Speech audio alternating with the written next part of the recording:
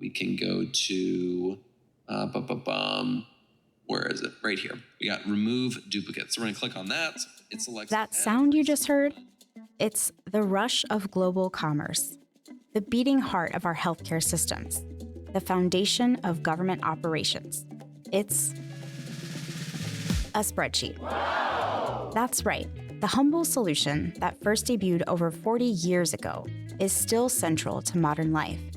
They help us keep records, analyze data, and simplify business processes. In a world where technology is constantly evolving, you have to wonder why. What is it that gives spreadsheets their staying power? And if they're so enduring, then how much of the world actually runs on spreadsheets? This is Trade Secrets, a podcast from Kinaxis where we ask big questions about our world and find surprising answers by following the hidden networks that connect everything, supply chains. In this episode, we're pulling back the curtain on the spreadsheet empire that keeps our world turning. How vast is this empire? What all does it do? And how is it helping or hurting how we live and work? To understand how we began to divide the world into rows and columns, we have to go back to the 80s. At that time, digital spreadsheets, the progeny of centuries-old printed ledgers, added functionalities like formula building, making them similar to the tool we still use today. These applications became widespread as they were packaged with the personal computer, and nothing has dethroned them since. Excel has been around for three reasons. It offers incredible flexibility, accessibility, and controls, and it just allows for supply chain practitioners to do custom analysis without any IT involvement. So that is highly attractive. This is Chris McDivitt, a managing director at Accenture and the global solution lead of autonomous solutions. He is familiar with the ways spreadsheets support basic operations through his work with global supply chains. You see, accountants and analysts may get most of the credit for the prevalence of spreadsheets in our world, but supply chain professionals deserve recognition too. Surveys have found that anywhere from 65 to 80% of supply chain professionals use spreadsheets. So, to understand how vast the secret spreadsheet empire really is, let's introduce the Global Spreadsheet Index, a running tally of how many spreadsheets we think are active in the world. If we assume all financial analysts, accountants, auditors, and 2/3 of all supply chain professionals in the US have at least one spreadsheet to their name, that's over 2.1 million people, according to the Bureau of Labor Statistics. So our global spreadsheet index sits at 2.1 million if we account for one nation. But global estimates suggest that there are anywhere from 700 million to 1 billion people who use spreadsheets daily. That's a lot of spreadsheets. What does that daily usage look like? It would always start with receiving a demand at the start of the month and then having to manually do very simple but repetitive math for every single SKU. This is Natalia Sawka of specialty chemicals company Infineum. Her company ended its reliance on spreadsheets long ago, more on that later, but her story represents typical spreadsheet usage across supply chains today. If there were 100 SKUs in my planning network, I would have to do it for 100 of them. Of course, practically, you don't have time for that. So what I would do, what others would do, you spend time on preparing those Excel sheets with those basic calculations for your most important SKUs. And then the other ones, you kind of wing it. They kind of plan themselves. To recap, Natalia's job was to use spreadsheets to balance supply and demand, except that the process itself often got in the way. I was on the call with a procurement department and I was sharing my screen and they said, wait, you have to do all of this manually? And I was like, yeah. And to me, I was so focused in the mode of just keeping it going. I was like, yes. And they're like, wow, that is just very repetitive and so much manual work.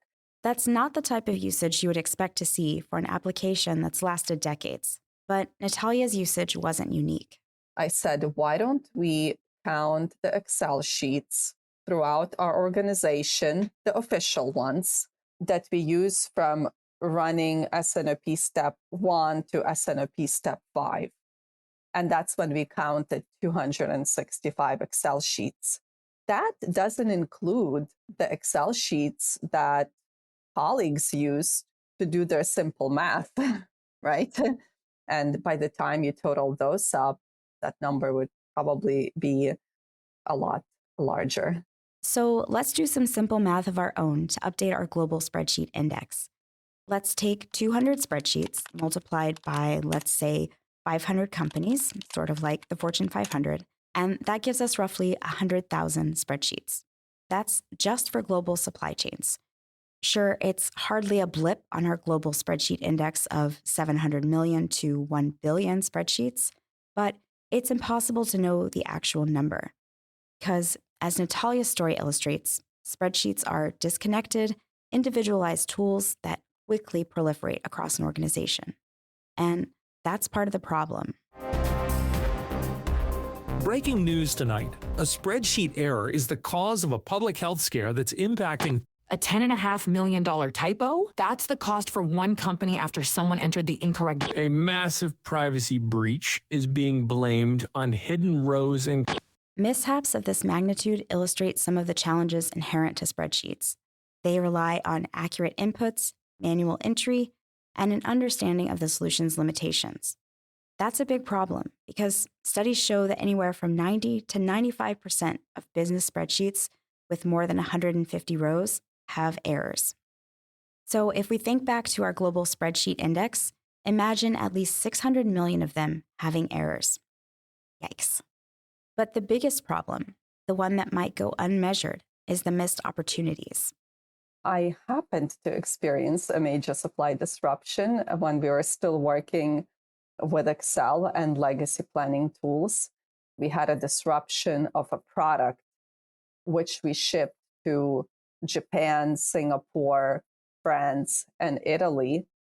I had to create a supply-demand balance for every single one of those locations on Excel sheet.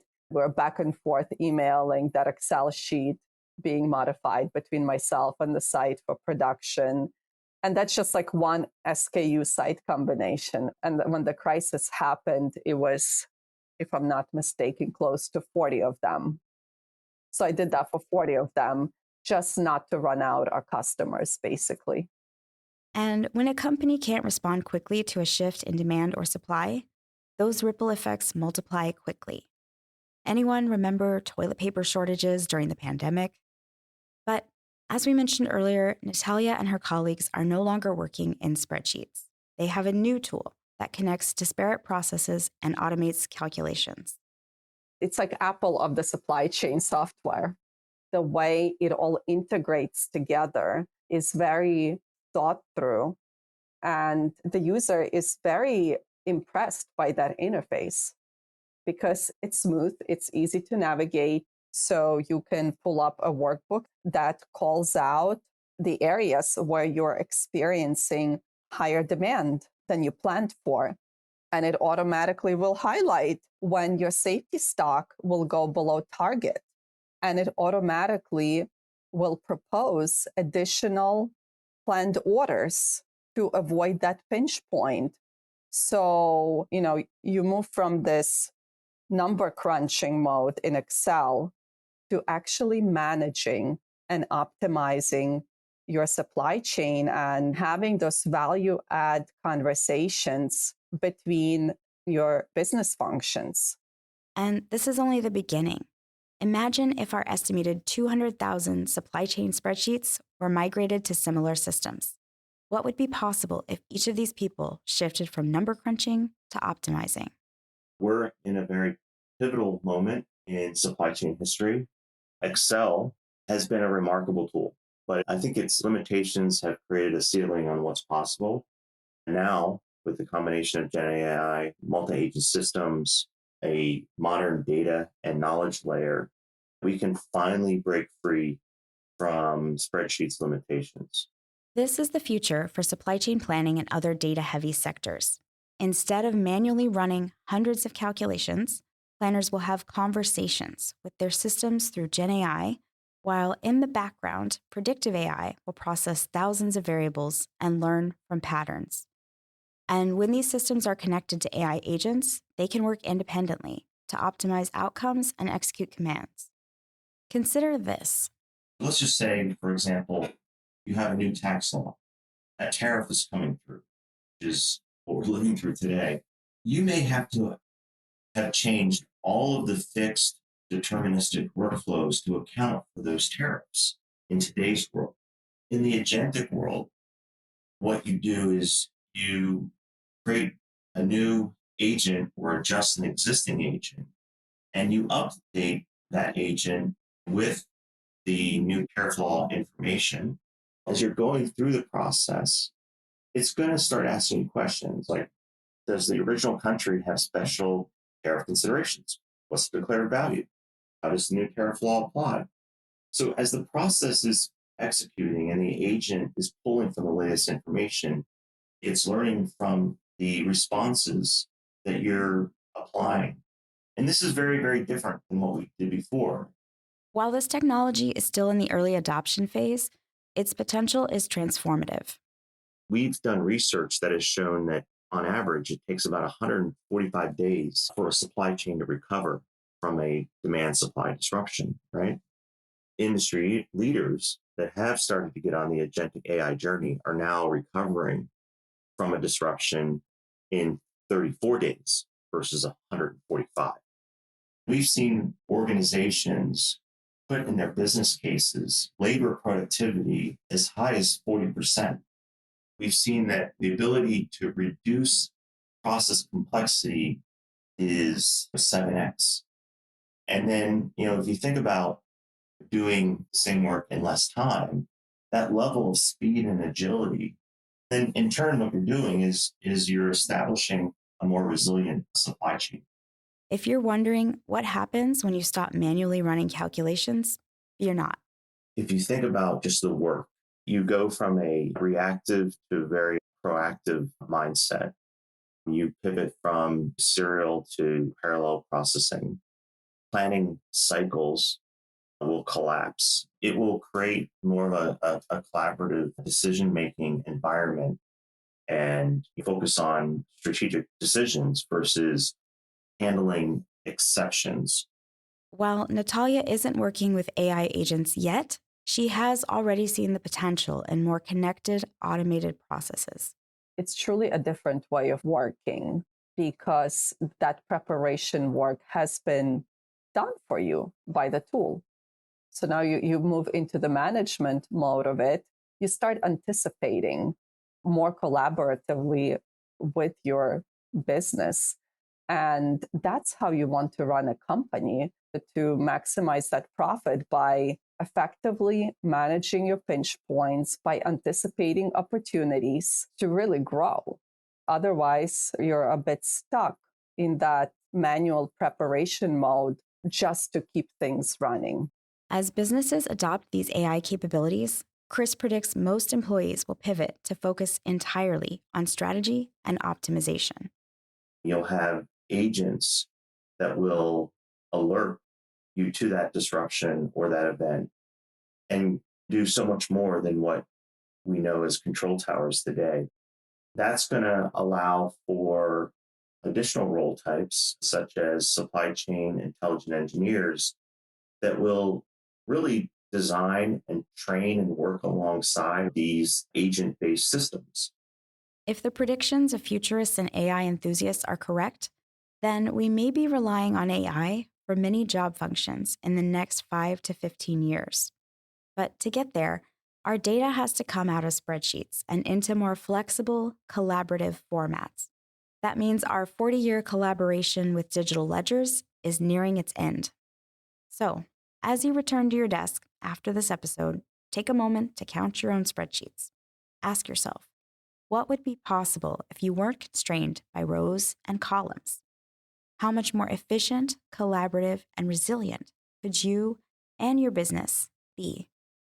The spreadsheet empire has served us well, but perhaps it's time for a new era, one with a global spreadsheet index of 0. Thanks for listening to Trade Secrets, a podcast from Kinaxis.